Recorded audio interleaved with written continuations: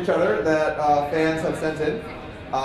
So this one is for you. It is the Brains versus AI tournament. Sorry, the Brains versus AI tournament's number of hands seems large to humans, but is obviously small relative to Cloudico's previous training. Looking at trends over the first few days, and without going into actual details of Cloudico's algorithms, what's the likelihood that earlier training has resulted in a local minimum that's difficult to escape? From Nick from Pittsburgh. Okay, so it is true that the number of hands that we've played here against these humans is tiny compared to how much poker Cloudico has played against itself to learn to play. So again, Cloudico's strategy is not manually programmed in. Rather, we develop algorithms that automatically generate the strategy for Cloudico, and those require huge numbers of iterations. So yeah, this number of hands, something like 26,000, is a tiny number compared to that. The second part was about local minima. So some iterative algorithms have local minimum, so they get stuck to a local optimum. But the algorithms that we run in Cloudico are not like that, so I'm not worried about local optima there. I have to be a little bit careful not to give all the details out yet, but that's not the issue. And as to performance, you were asking about whether it's Cloudico's improvement or whether it's just ebb and flow of the game. And if you think about it, you know, we did worse on day 1, we did better on day 2, which may have suggested that we got better on day 3, and then we did terrible on day 4. So that suggests that there's at least a large element of ebb and flow here, rather than improvement. There's clearly a little bit of improvement day to day in Cloudico, but I think it's almost all ebb and flow so far.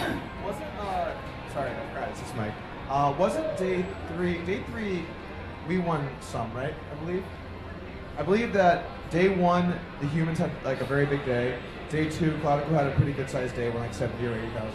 Day 3, I believe the humans regained a bit of a lead, right? Or am I remembering this incorrectly? Sorry, day 3 was what? You know what?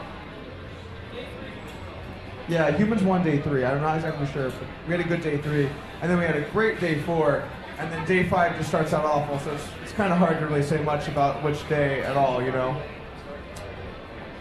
Okay, sorry, I misremembered what happened in day 3. I'm the absent-minded professor here. I'm sitting with the world's best poker player here next to me, who has a massive memory. So whenever we disagree on something or what happened in the past, you can just trust Doug to say the right thing and discount me. Don't be so modest. Well, anyway, I think we're on the same page with Doug about this being almost all ebb and flow so far. So let me ask a question of Doug then. This is a question from Bruce in New Jersey. Bruce asks, is fatigue starting to come into play for the guys? So that's a good question, because we are human, and playing this many hands a day, it does take its toll. We don't have the same vigor that we had to play on day 1. So fatigue playing a role, but at the same time, it's not like what we're doing is at least physically draining, it's mentally. So with a good night's rest and eating well and really trying to stay focused, we're able to stay relatively overall like not fatigued. But you know, some for sure. We're not gonna lie and say that every day we wake up is a walk in the park, because that park has 8 hours of poker hands in it. So we're just happy to get the chance to play, and we're gonna keep doing our best regardless of the heavy workload. Actually, oh sorry, I'm gonna ask the next question. You explain with. All right, I can just give some observations about the human team that I've seen here. So they are taking this very seriously. They are maximizing their rest. They are stretching every morning here on the floor. They are eating healthy. They are eating oatmeal in the mornings, unsweetened, and taking care of their health here. So they are trying to keep the human stamina up. and that's great. But I have to say one thing that I saw after the games yesterday. Two of the humans enjoyed a glass of red wine, and of course it doesn't play any real role in this, but I think it was a jinx.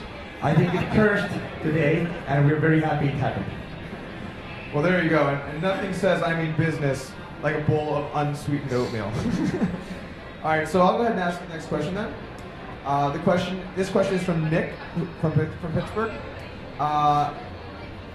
The question is, does Claudico differentiate opponents, potentially evolving its strategy differently for different opponents? Yeah, so Claudico keeps changing his strategy 24/7 on the Pittsburgh Supercomputing Center's Blacklight supercomputer. So the strategy improves all the time. It's conceivable that it will play differently against the different opponents. So basically what you're saying is it's learning how to beat us individually and you don't want to say anything. No comment. All right, well, I'm going to go ahead and ask you a second question because apparently people just want to talk to you more than they want to talk to me. So it's okay, I get it. So the next question is from Brian from Pittsburgh. And the question is, any chance you turn Claudico into a computer game? Would love to play Claudico heads up and see how I do compared to the pros. That's a great question. I think it's tremendously fun to play. Like last night, I took a few hands against it, and it was hard to get off. So it's definitely a fun thing to play against, and also I think it would make a great training tool. Our plans or what we will do with Claudico or the next generation versions after Claudico are not clear yet, but definitely there's a lot of interesting stuff that could be done. Okay, cool. Actually, I think the next question should go back to you asking me. All right, Doug. So for the streamers, you probably know by now who's who, but I'm sitting here with Doug Polk, the #1 heads-up knowledge Texas Hold'em player in the world, and I found it a great honor to be able to sit right next to this guy and look at him play poker. And I have to say that I've learned a lot. I probably learned very little of the things that I could have learned here because it's so difficult, but at least I've learned some and it's been tremendous fun. Thank you. Yeah, no problem. It's been great to be here, and I don't mind explaining some of the various poker terms to you. That's fine. All right. I've noticed that you don't talk about strategy completely, and I completely understand we don't either. But I've learned even from just what you've been gracious enough to share. I've learned a lot personally. All right, so let's move to the next question. This is from Amy in Pittsburgh. Doug, what were you listening to on your headphones yesterday? So I like to mix it up when I'm playing. Sometimes I won't listen to anything, but that's usually not what I'm doing, especially when I have longer sessions that I have to play.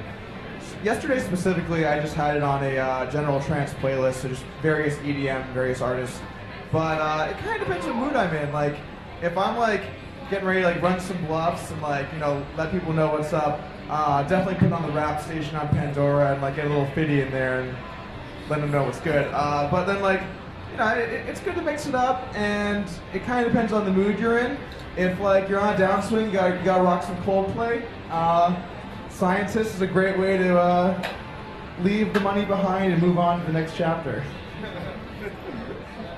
Very good, very good. I think I actually jumped the gun on that. Is there one more question there? No, the last question is actually for you, so I'll go ahead and read it off. So Donnie from Toronto asks, can you say that Claudico is learning, or is it just the ebb and flow of the hand and game at this point? Yeah, as I mentioned, Claudico is learning all the time. It's running on the Pittsburgh Supercomputing Center's Blacklight supercomputer 24/7, and it's improving its strategy.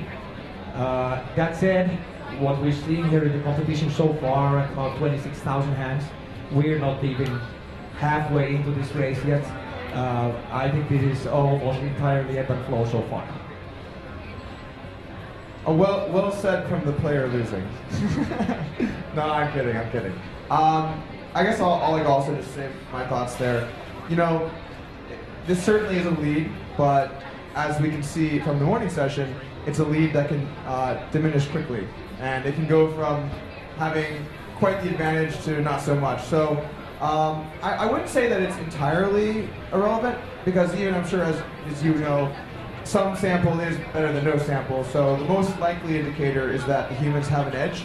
But kind of going the other way, you don't know what adjustments and how good the computer is getting over time. It could be that in these sessions we don't have an advantage, and that by day 10 we're just praying that this ends so that we can like lock on the lead. So I would say that I would expect big swings both ways to come, and there's still a lot of punches yet to be thrown. That's for sure. So, is there anything else that you'd like to talk to the stream about right now? That's all the questions we got so far. Oh, no, there's more questions. Okay, more questions have poured in. Just a second.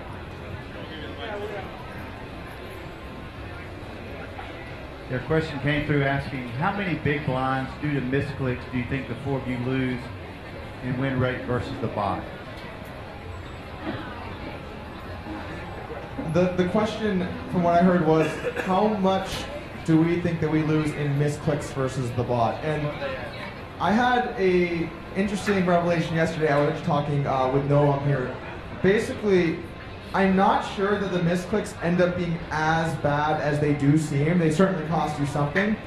But if the computer program is playing a balanced counter strategy, it will adjust to size. So when I accidentally monster 9x over a limp, it now plays tighter. So it's probably a losing play, but much less than you would think. So I guess it kind of depends. Like, there's been no serious misclicks. Like, let's just say it gets to the river and you misclick, go all in, and it calls. That could obviously be very expensive. But as we found out yesterday, sometime, or was it 2 days ago? They all went together. But what we found out before was sometimes misclicks can actually make you some money. I had a hand earlier where I was trying to have a sip of coffee to like stay motivated and energized, and I raised King 4, took a drink, came back, raised King 4, because I had not remembered I had already raised it, and Claudico had 3-bet me, and I 4-bet, and it called. So as I look up at the screen, the pot is huge, and I flop 1 pair and turn it into 2 pair, and then stack Claudico. So I guess you could say so far, overall, misclicks are winning us about 20K. Very nice, very nice. How do you feel about this next session? I'm feeling pretty good. Like, I try to always like hold strong for like the sake of the human team.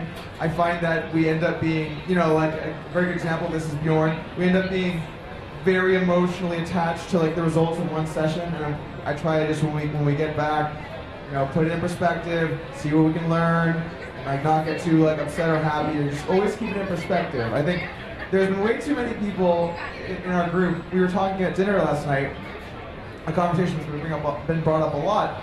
What stakes do we think Claudico could beat online?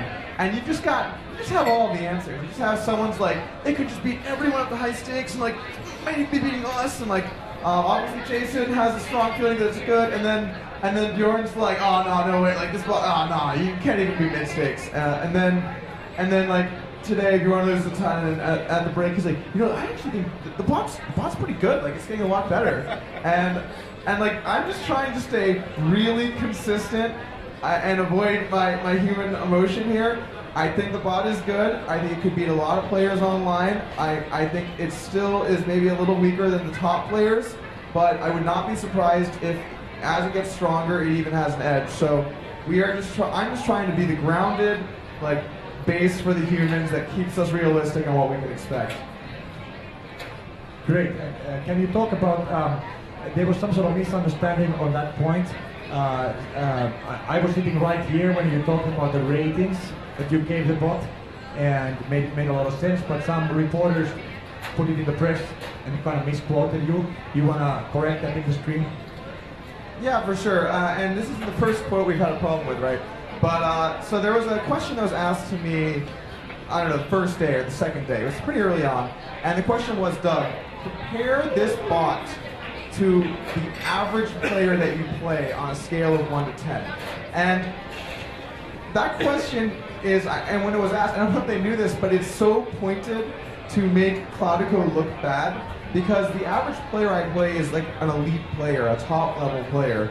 So when I said a 4 or a 5, I didn't mean that compared to any player it's a 4 or 5. I think Claudico's quite good. I think compared to the field, it would definitely be beating a lot of the regulars. I just didn't think that it was, let's say, above average of the top players that I've played, which is a notable difference.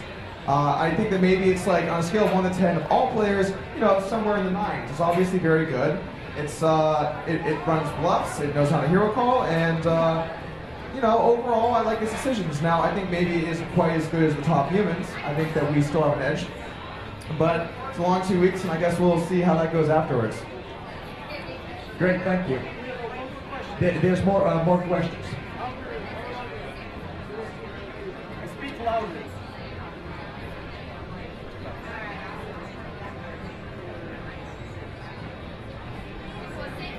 A player asked, what would be your edge in big blinds over Jason? Was there another opponent that you both have played? Sorry, can you repeat? What's your question? They were asking, what would be your edge in big blinds over Jason? And there are other opponents that you played. Repeat the question. I believe that the question was, what would my edge be over Jason? And what was the second part? What would my edge be over that me and Jason have played? Well, the unfortunate truth of the game of Heads Up No Limit is that there is a ladder, and you always play the guy right above or right below you. You don't swing for the fences. You know, you can always just play in AAA. So you gotta like wait your time before you move up to the big leagues. And I have not really gotten the opportunity to play a lot of players that Jason has played, so I can't really use that as a bar to differentiate us as far as our opponents. I've also not played Jason, and Jason's a friend of mine, so there's not likely to be a sample between us. I think there's maybe a few things that I'm better at with Jason as far as recognizing maybe in this context some weaknesses of the bot. But overall, I would only have a few big blind edge on Jason. He's a very strong opponent, and he knows poker very well. Here's another really good question. Is there anything that you learned in the challenge that you changed your strategy to play human opponents again? So the question is there anything learned in this challenge that would change my strategy when I once again play human opponents? So far, I would say no. There are things that we kind of have to study and think about.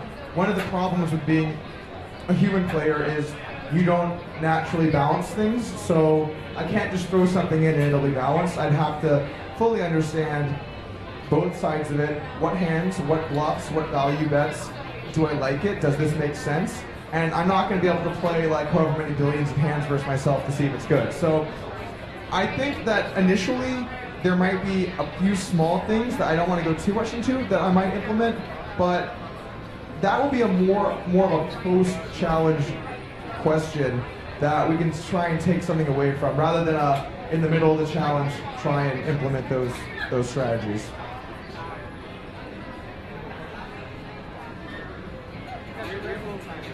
Any more questions?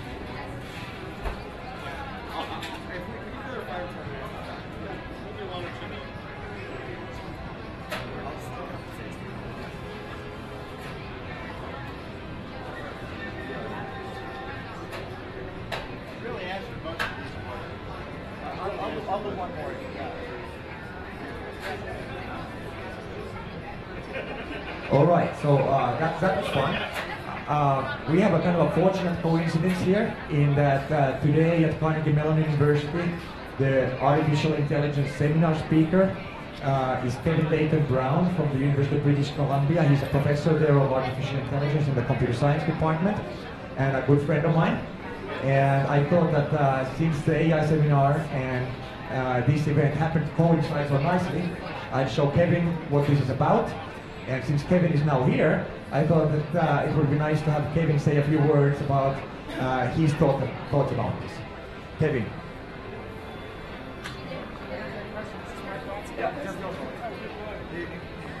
He kind of let you hang out to dry here. Hi, how's it going? Hey, yeah, pretty good. exciting to see you guys play. Put the mic close. Oh, sorry, too far away. It's exciting to see actual pros here willing to play the computer. I think it's such a grind to be willing to play a statistically significant number of hands. I think you're heroes. Because seriously, I mean, you're doing science, but it's hard work to actually do as much as it takes to actually show the signal here. At the same time, probably there's still a lot of variation. I mean, I wonder for you, what does it feel like? You're probably seeing a lot of runs where sometimes you're up, sometimes you're down. You don't know if they're changing the bot or if it's really just random variation. I mean, how do you feel about that? Do you feel like Clodico's been changing in a significant way, or do you think it's just bouncing around? Well, as the classic song goes, you got to know when to hold them and know when to fold them. And so far, the human team has been holding them pretty well. We are worried that the changes in the future that we don't get any comments on could be significant enough that beat us, or there's always the worry that the short-term fluctuations are so significant that our lead doesn't mean anything. I don't know if our lead is significant or not. It's kind of hard to say in terms of like total win rate.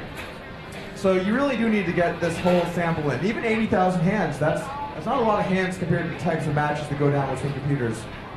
So it's a mix, and we've had some good runs of cards like me and Bjorn, and we've had some bad runs of cards like Dong, and we've had some really, really bad runs of cards like Jason. I can't even count how many times I get a nice hand and win all the chips, and I'm like, ooh, that's going to be a tough one for Jason. It's like the running joke. It's like, well, I'm not Jason, and then of course the forums and everyone just like goes crazy and is way too results orientated. So we're going to battle it out, try and keep the fortitude to go through it. But thank you for all the nice comments about us trying to further the study. So I know that in the research on algorithmic players for human games, often the human experts say that the algorithmic players do really weird things in sort of off-path play. That when they're presented with the right kinds, the sort of normal kinds of situations, they do sensible things. But if you mess them up a little bit, then they do ridiculous things. Have you found that about Clodico, or do you find the play to be pretty robust? It's a mixed bag. There's a bunch of strategies that are very weird that we face somewhat consistently that you just would not see versus a human opponent. We are under the impression, in what we've seen so far, that they are balanced. So we think that they're not inherently bad, but there's just a lot of interesting conclusions that are being drawn. Like, when I see a hand being played and I see a line being taken by a player, I'm trying to use that to come to conclusions, right? That's like, as humans, we can group things, we can come to conclusions. That's where our strengths are. And we try to draw from that. And then there's some things that I understand, but then there's some things like the hands it chooses to go all in with, I don't get it sometimes, I don't get when it has this river strategy where it bets 10% to you on the river.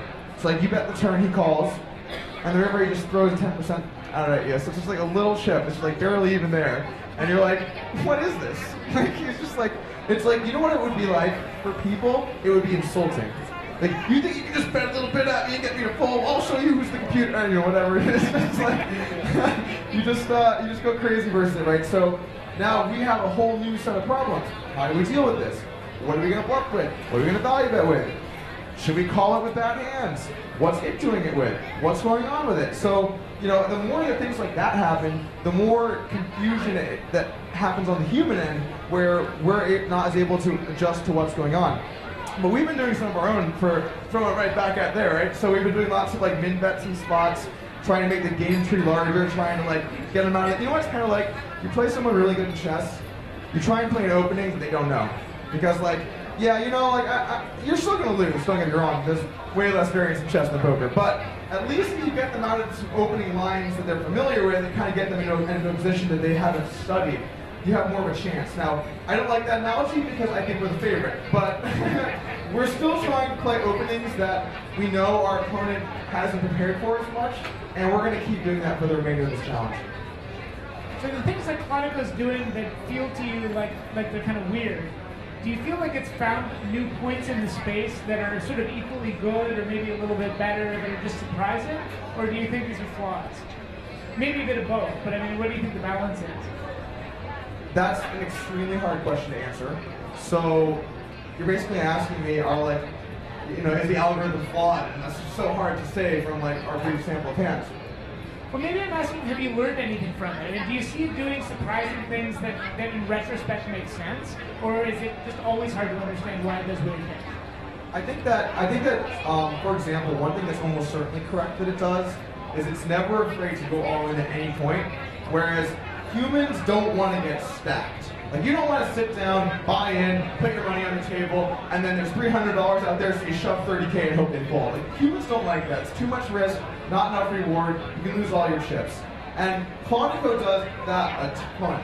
That's very different. You have to approach that differently. You have to go in knowing those are going to happen. You have to, because maybe do it to it some. We've definitely won a few hands doing it back to him. So, like, those things are good for sure. It's just within that there's a lot of categories. Like, is it good here? Is it good there? Or is it good there? And then like category 1, good. Category 2, category 3, pretty good. Category 4, whoa, what is it doing here? Category 5, like, wow, I can't believe it would do it with that hand. So like, you really go through each, and I really was going to make a category 5 hurricane joke, and I was just like, don't do it. Anyway, so basically, like, I'm just trying to like understand all of them. And we have various conclusions that we don't want to kind of give away what we think about each particular board texture, but there are certain spots it's very good and should be used more often, and certain spots that it might still need a little bit of refinement. Okay, one last question for you. So, based on game theory, heads up versus 3-player is radically different. Right? I think theoretically we understand pretty well how to play heads up, and it's a question of getting the computational methods to work, within the computers that we've got, actually getting, playing the max-min strategy on feasible modern computers.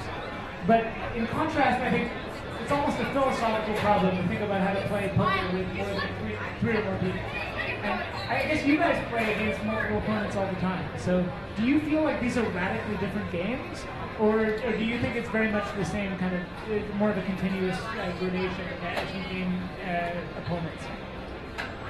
We've got a joke within my circle of friends, and the fastest way to lose money is to add another person. Because we are not that good at that for a poker compared to heads up. You start playing with 3 or 4 people, it gets to be pretty difficult. And there were some interesting points that were brought up yesterday when I was talking with Noam, that basically one player can just decide, I don't like guy A.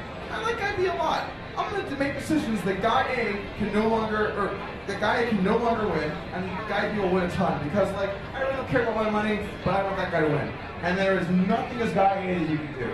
There's no strategy you can play. I don't like that. I like me, them, what I do matters, I can beat that guy.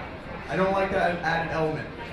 The games are very different. The games don't allow you to play as many hands. They don't allow you as many opportunities to create edge. The game tree is infinitely larger.